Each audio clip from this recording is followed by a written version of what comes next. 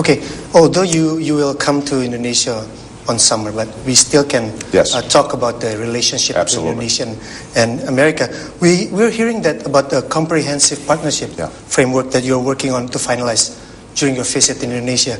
Does this enhance partnership, including increasing military assistance? It is comprehensive. So in my conversations with President Yudhoyono and our teams, what we want to create is a comprehensive partnership that includes political and security issues. It includes economic and technological issues, but it also includes how can we strengthen the people-to-people contacts and bonds between our two countries. And so everything from working together on energy projects that deal with climate change but also deal with economic development, how can we enhance trade, how can we work more effectively on the security issues that we share, not just counterterrorism, but obviously Indonesia is a major force in Southeast Asia. Include the military assistance. And the issue of military assistance. Obviously there has been some controversy in terms of military assistance in the past, but since the advent of democracy in Indonesia, what you've seen is the TNI make significant progress, separating itself out from the police, focusing more on broad external security issues as opposed to internal security issues.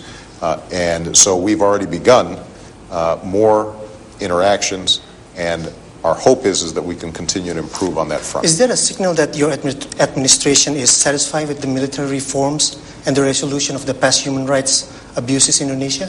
Well, I think that we have to acknowledge that those past human rights abuses existed. And so we can't go forward without looking backwards and understanding that that was an enormous problem, not just for America, but it was a problem for the Indonesian people. We have seen significant progress, and so what we want to do is to continue to improve our consultation and move this forward into a more positive direction, because we want Indonesia to be a close partner for many years to come, and we want a prosperous and secure Indonesia. That's in the interest of the United States as well as in the interest of Indonesia and the entire Asian Pacific community. Mr. President, there's a prevailing skepticism that you will be unable to act on your stance to reach out the Muslim world. How do you respond to this? Well, actually, we've made enormous progress. Obviously, I made my Cairo speech last year and sent a clear message that the United States is a friend and a partner with the Muslim world, that we obviously have a determination to defeat terrorism wherever it exists, and we want to partner with countries to deal with that issue. But we don't want terrorism to define our relationship to the Muslim nations around the world. We want to build on cooperation on trade, on economic development, on science and technology, on culture. And so what we've done is to all the issues that I outlined in the Cairo speech, we've made progress on. I mean, one of the sources of great tension was the Iraq War. This summer, we expect to have ended combat operations inside of Iraq, and we will have all our troops out by next year.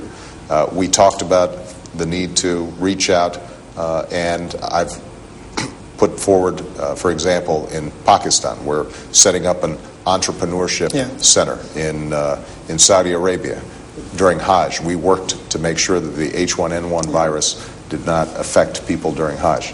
I've assigned a Muslim envoy to attend organizations like the OIC and to figure out how we can work on a whole host of issues and how we can get more young people and student exchanges. And so there are a whole range of issues that we need to work on. We will continue to work on them. Since you mentioned about the terrorism, that issue of terrorism is also facing Indonesia. Many believe that the roots of terrorism is poverty and injustice. Aside from financial intelligence assistance that United States is giving, what kind of cooperation that U.S. would give to erase the roots of terrorism in Indonesia? Well, I think there's a combination of things. I think that there are a lot of countries that have poverty but don't have terrorism. There is no doubt that if you have a lot of young people, particularly young men, who are unemployed, they're more vulnerable to recruitment by terrorist organizations. But I also think that there are ideological roots to terrorism where people have distorted Islam. And one of the things that I always valued so much about Indonesia when I was growing up was people were devout Muslims, but they were also tolerant of other cultures. And I think that that's the future of an Islam that is going to be able to modernize, become wealthier, become successful. I mean, the history of Islam is that at its height, it was pro-science, pro-technology. It was more advanced than many parts of the world. But what we do want to do is partner with Indonesia on economic development issues generally. Obviously, the crisis in the 90s had a profound effect on Indonesia. It has now built back up and is poised to do very well. And we think we can be good partners not only in providing assistance for development, but also trade. And that trade relationship is one that I think can be very, very important. You mentioned about people to people. Many Indonesians have a high expectation that the U.S. under your leadership successful implementing the two-state solution to the Israeli and Palestinian conflict. Right. Is this a realistic expectation? Well, it's going to be very hard. Obviously, it's been an issue for 60 years through Democratic and Republican administrations, through different governments in Israel. It is a very difficult conflict, but I am going to work as hard as I can while I'm president to make sure that we arrive at a two-state solution where Israel is secure and is living side by side by a prosperous and successful Palestinian nation. And everybody in the region understands that this is the right thing to do. The question is, how do we break down the barriers of trust or the barriers of distrust that exist between these countries? Okay. My last question, Mr. President. What life lesson did you take from your experience in Indonesia that helped make you the person you are today? You know, that experience was so important to me in so many ways. Obviously, just my interactions with the Indonesian people, I just have great love and affection for the Indonesian people. I think that they are hardworking. They are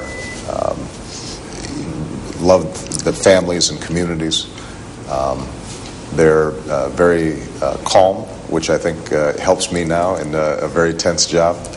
I think that living in Indonesia also reminded me of how big the world is.